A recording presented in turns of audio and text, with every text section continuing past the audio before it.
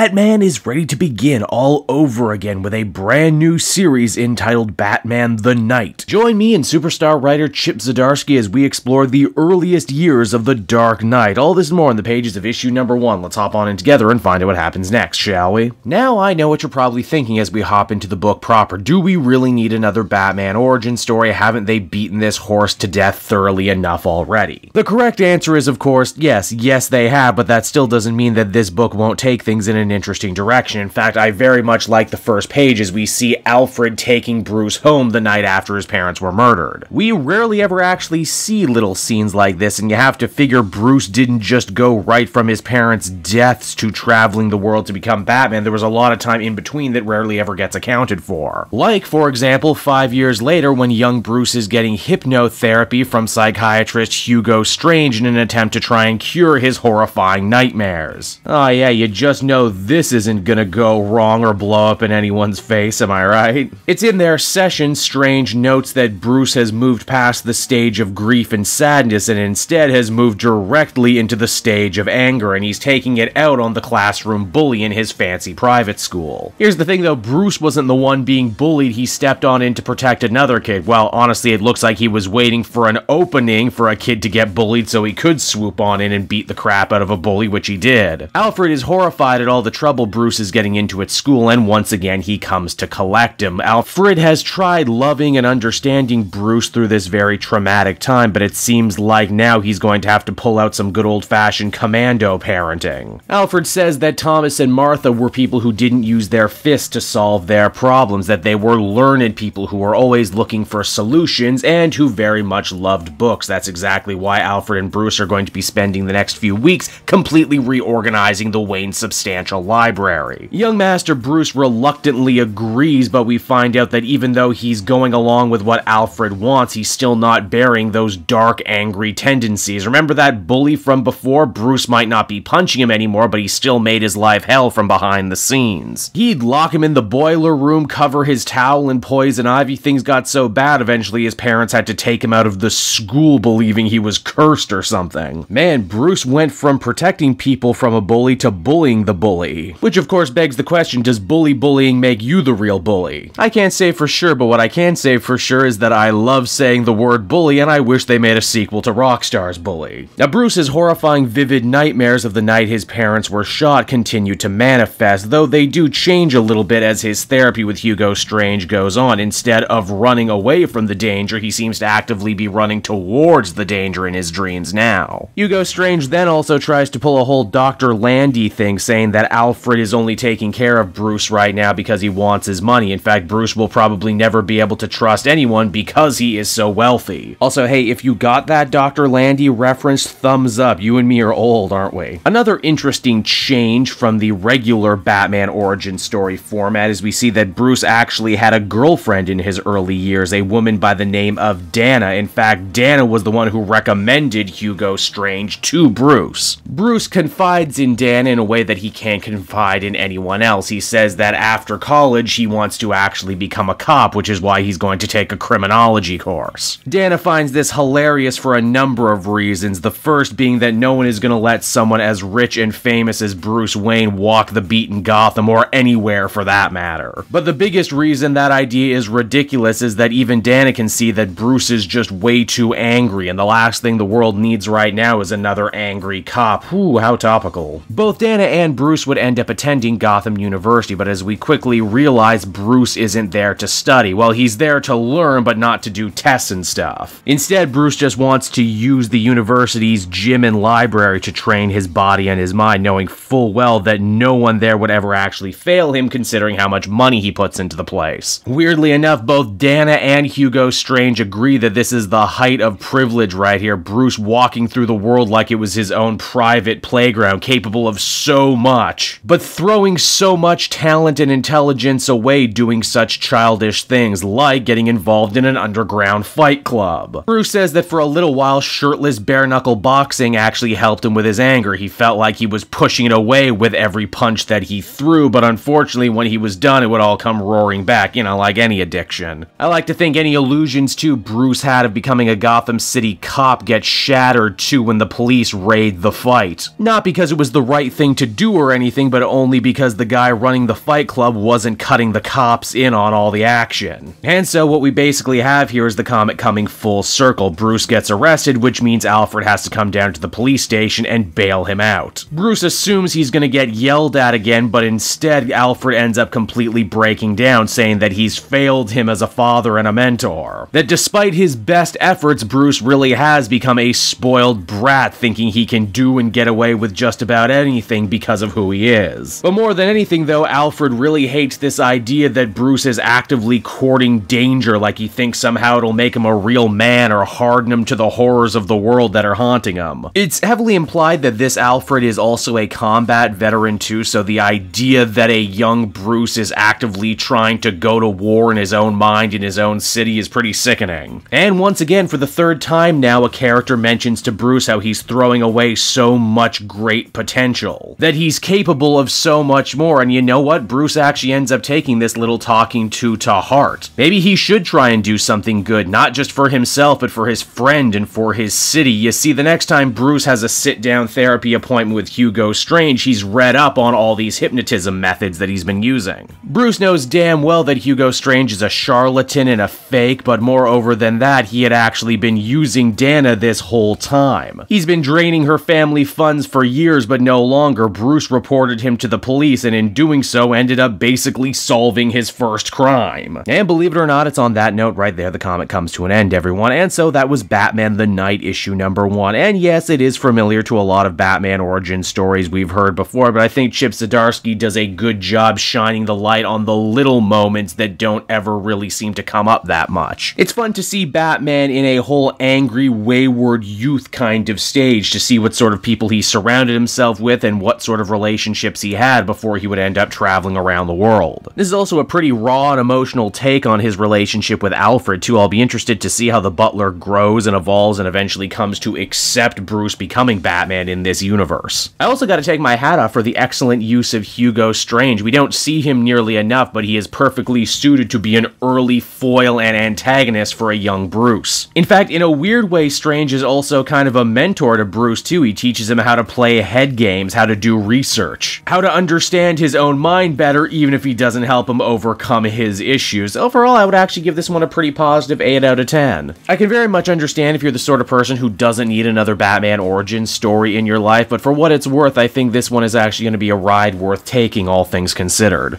Hey there everyone, Cape Joel again, and I want to thank you so much for watching to the end of the video. As always, if you liked what you see, be sure to like, subscribe, comment. It really helps drive engagement and helps me out too. Also, if you are a patron, which you can become for as little as $1 a month, you will get exclusive content that no one else can ever see, and you'll get to see the Comic Multiverse podcast before anyone else too. You can check out all this and more down in the description. And until next time everyone, this has been Cape Joel, and I'll see you all next time. Cheers.